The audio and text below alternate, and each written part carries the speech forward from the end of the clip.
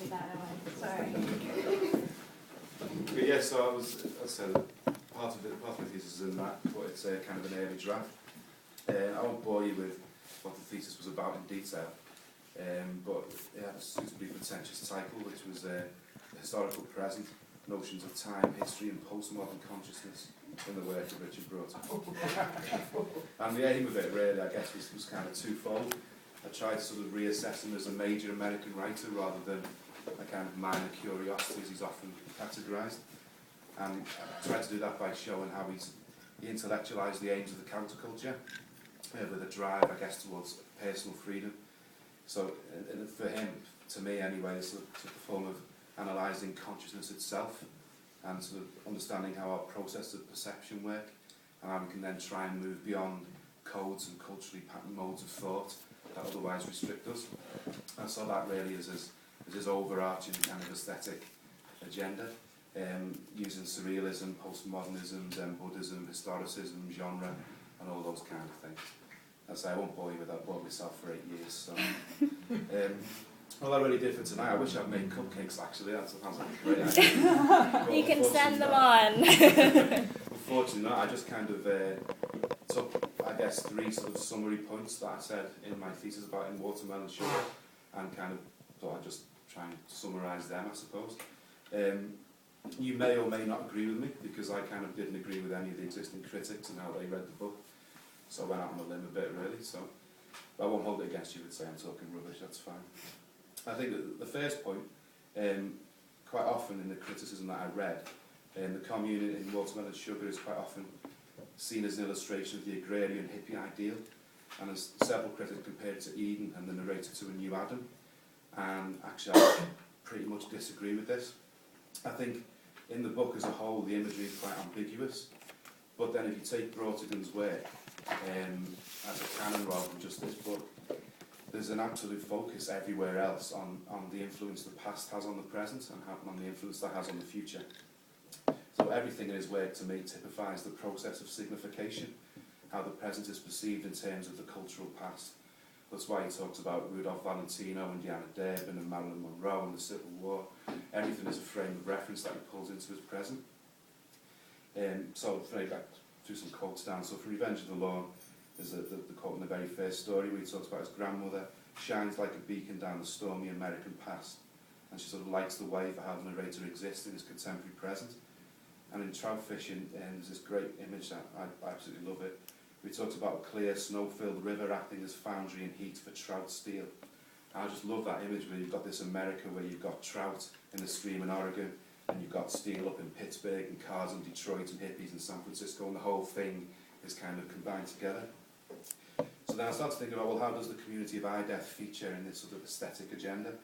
And you pull a few quotes from that. We call everything a river here. Nobody has the slightest idea why they built the aqueduct. The past itself is reduced to a rubbish dump, an unsorted pile of forgotten works. It's there, but nobody really acknowledges it. The social majority has no real interest in it. The past is kind of marginalised. So to me, I think he's making a different point about the counterculture and its tendency towards superficiality. So rather than the inhabitants of a New Eden, the people of Ideth remind me more of the Eloi in H.G. Wells' Time Machine. They're quite passive and vapid, and they don't really engage with themselves or engage with the past. The second point was obviously about identity. This is my name, I didn't make anything up, but the narrator has no name. Somebody asked you a question, you did not know the answer, that is my name. And I started thinking about Brautigan's cultural reality, I guess, and I did some research into his affiliation with the Diggers and their sort of social theatre and their social agenda that came afterwards. And Brautigan was kind of marginally associated with them. And obviously probably the most famous person from that group is Peter Coyote. There's also Emma Grogan. And in Emma Grogan's book, which if you haven't read, by the way, is superb if you're interested in counterculture, it's a brilliant book called Ringo Levio. He talks about how they assumed their names.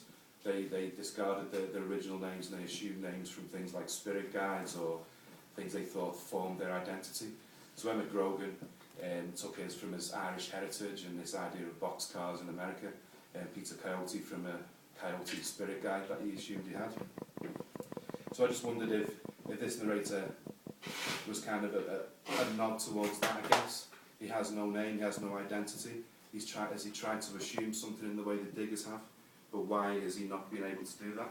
Is it because he's disengaged from his past? Is it because he lives in a place where there is a forgotten works and there's no tangible past? I think I'll skip ahead in my notes a bit, really. I guess in terms of identity as well, Brautigan becomes interested in Zen Buddhism, certainly later in his career, or a secular appropriation of Zen Buddhism anyway. And in this, he becomes quite aware of the indivisible nature of the self and its environment, how the two interact and inform one another. But in a sense, you have to be careful not to confuse the idea of the self with the idea of identity, because Brautigan's Zen is about the world focused into an instant of individual perception, how everything coalesces into this instant now. And the narrator here is kind of hardly an individual. So what does that tell us about the narrator? Is he just a seeing eye? Is he a narrator and nothing more? And is this because Brautigan wants to interrogate the ideal of the commune without associating himself to it? Is it something he just wants to dissect and analyse without actually making any kind of social comments about it?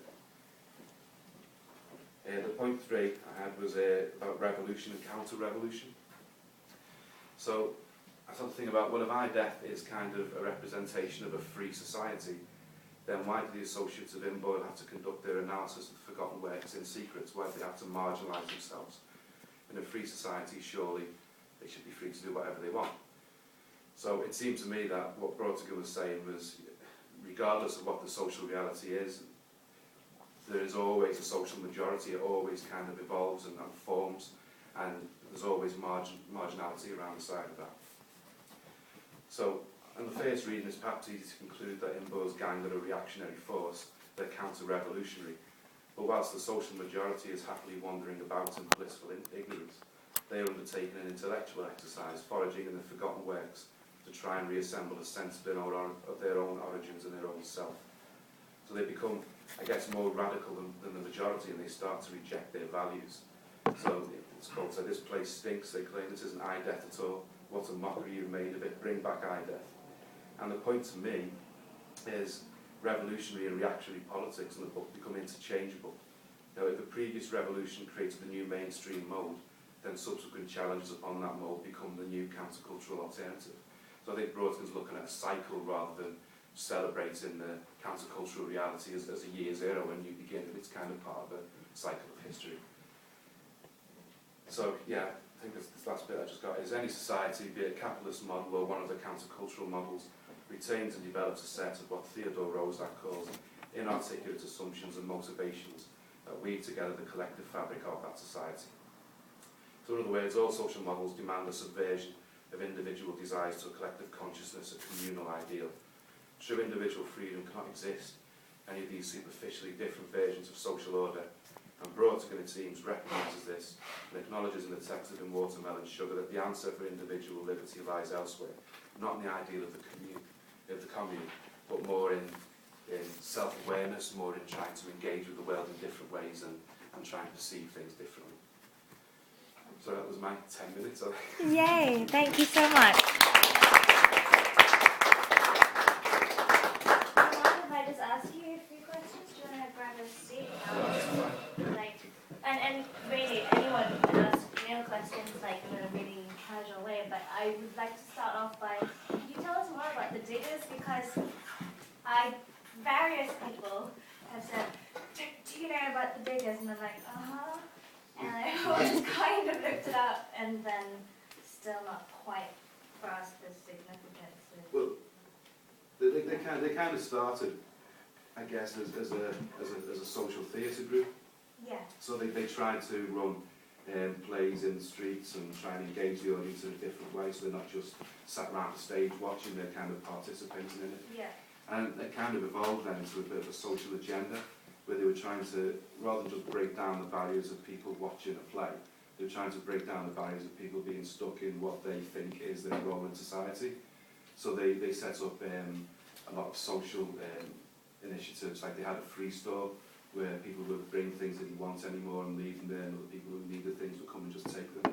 And they had a sign behind it which said, if you want to see the manager, you're the manager. Cool, that's really nice. Where was this new? San Francisco? This is in Haight-Ashbury in San Francisco, yeah. But Emmett Grogan's book, he's a strange character, Emmett Grogan, because on the one hand he talks about anonymity and not trying to aggrandise himself, but obviously in the book he does precisely that, so it's kind of a bit of a dichotomy, but it's a really interesting book, and it sort of, it shows it from the perspective of the diggers. Well, Brautigan features in it, the Yippies and a few other